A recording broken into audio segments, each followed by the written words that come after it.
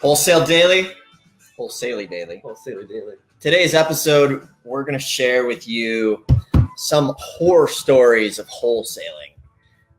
The dangers, the horror stories, the stuff that you need to be aware of when you're wholesaling. And I'm going to expose a very memorable story from my life when I first got into wholesaling. So Corey's going to guide us here on the board and give you a very visual stimulation. That's a word that I made up. It was very sensual though. You said it. We should mention that Josh is not with us today. Where's Josh? It's true. Josh is on a secret mission. It's true. Yeah. Can't tell you where he is till he succeeds. Yeah. Or he fails. So we'll bring that to you. Shoot. Yeah. Yeah, it's a big one. But Corey's going to walk you through. Yeah. It's going to be basically our goal today, which Corey's unaware of, is we're going to try to animate a cartoon as I tell the story of the wholesale horror. So imagine this. Everybody, you want to get into wholesaling or you're doing wholesaling. How bad can it get when you're doing this stuff? How bad can you screw it up or have everything go wrong? So this is a story from my younger days. I want to transport you back 15 years ago. So it's 2019 minus 15. So that's 2000. What was that, 2004? Yeah. 15. That's me. I had hair back then. Screw you. That's pretty good. I had a fuller head of hair. I didn't have these parking lots. That's what we call them. We parked the 1948 Chev down there that the old man's been fixing up.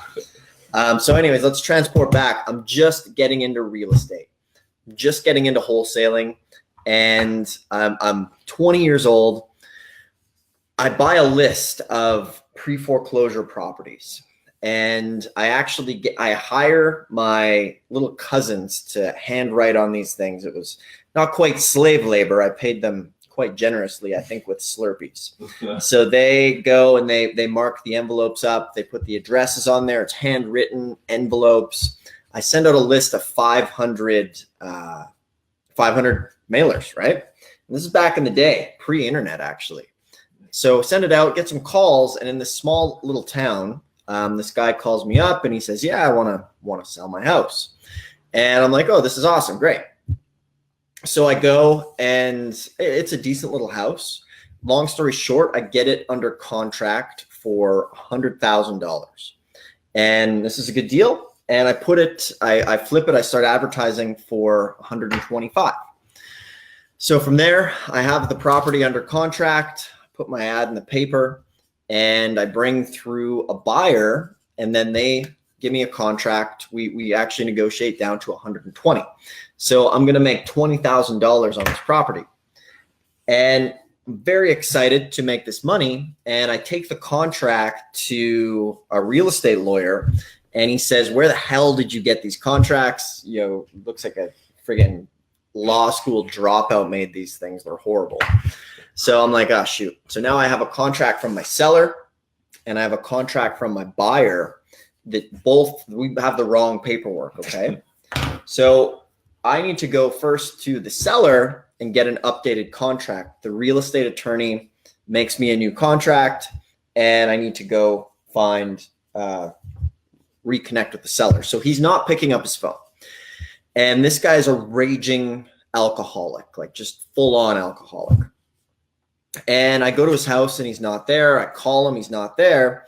And finally, we're within 3 days where the new buyer is going to come and do the inspection and remove their conditions on the property and go ahead and get ready to close. So this guy, he's not home. I'm calling, I'm going to the house. And finally it comes down to D-Day, where my buyer is coming at 8 a.m. with their inspector to look at the property and remove the contract or remove the conditions on the property.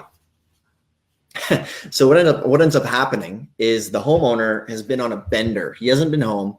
Finally, I'm going there like all up till like midnight, and late at night he comes home, and I show up there at 6 a.m. and I'm banging on the door.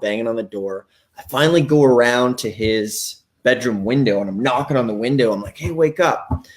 And he comes to the door, and he's just been on a huge party bender. And from the time I signed the contract until the time the people were going to come, this guy's had parties. The house is full of garbage, beer cans, pizza.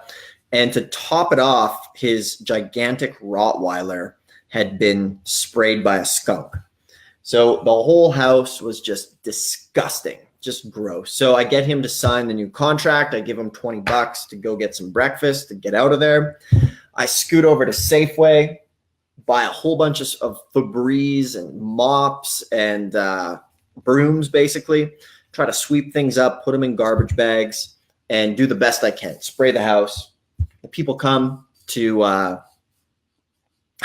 to inspect the property, and I got to like level with them. Like, look, the dog was sprayed by a skunk. You know, I'm sorry about all this. I get them to, agree to sign the new contract, which is good.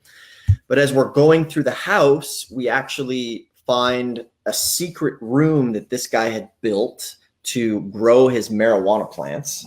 And it was just this hack job, and it was like hidden behind a refrigerator because he somehow removed the refrigerator. And then when we go to inspect the foundation of the property, on the inside in the basement, there's these tarps, and they're covering all of his grow op gear. So from there, we got to move all the grow op gear. And I'm like, this deal is done. Like, there's no way in the right mind these people are going to want to buy this property. And from there, we go through, and then we're looking in the attic. And the attic is actually where this guy had been drying out all of his marijuana. So there's all these like things in there. It just reeks like weed. And I'm just thinking like, this thing is done. It's not going to happen. And they go and they talk about it for a little while, and they ended up buying it. But I had to actually show up. Like, I was going to this guy's house every day and calling him multiple times to really pull this thing off. Like, I was so stressed. And so the lessons learned here are, remember, a lot of the time when you're dealing with these people in pre-foreclosure, or, they've had some rough life circumstances, you have to be prepared for a roller coaster and to really sometimes babysit these people way more than you could possibly expect. And if there's a $20,000, $30,000 paycheck in it for you, then it's going to be worth it. But just be aware. That's one of my horror stories. Next time, or in a future video, I'll tell the good folks how I had this woman like freak out in a bank on me one time. Like, she lost it. She threw the papers everywhere and was screaming and yelling. And that was a rough one. So I'll share that. But the lesson here is prepare yourself, because sometimes you're going to be in for a rodeo. Yeah. And you're going to learn lessons from your horror stories. We'll share ours with you. And thank you, Corey, for the beautiful infographic. Yeah. And once again, if you want leads for your motivated sellers, in the comments below, type the word leads, because we have a cold call sales floor that can produce leads all over the US, in any city, in any county. And we actually produce, for us, we've called all the contacts. So our cold call team is ready to call for anybody within the US in different counties. So if you want motivated sellers, just type the word leads in the comment below, and we'll get in touch with you. Schedule a call with our guy, Glenn, and see how many leads are available. So make sure to subscribe, like the channel. We'll bring you more good stuff next week. Yeah. If you're listening on the podcast, thanks so much for listening. We're happy That's that you're right. here. If you're listening on the podcast, go to modernrei.com. Yeah.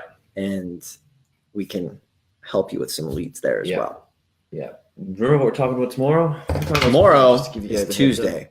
And that is correct. Tomorrow is Tuesday. So we got a new episode coming daily. That's why it's the Wholesaley Daily Show. Yeah, that's true. We're very excited to bring you great information on wholesaling, share with you our journey as we're trying to do $1 million in wholesales and fix and flips. Yeah. What's the topic tomorrow? Tomorrow, Josh will be back, and he's going to talk about contractors. We have a really recent and fresh story about some contractors. Oh, yeah. And just how not to get burned. And I think we'll hit this topic a lot Yeah. in this show because we're always running into problems and ways to solve those problems. So that'll be exciting. Mhm. How not to lose all your money with contractors. That's right. We've had contractors for 6, 7, 8 months, and then just out of nowhere, They're out. blank the bed. I like that. I could have bleeped it out. That would have been funny. But yeah, podcasters, if you want leads, go to modernrei.com. Yeah. And for those of you watching, if you want some motivated seller leads, we can produce them at a better cost than direct mail. Yeah. Done for you, gift wrap leads. Type the word leads in the comments below. Subscribe, and we'll see you tomorrow. Yeah. See you, buddy. Peace.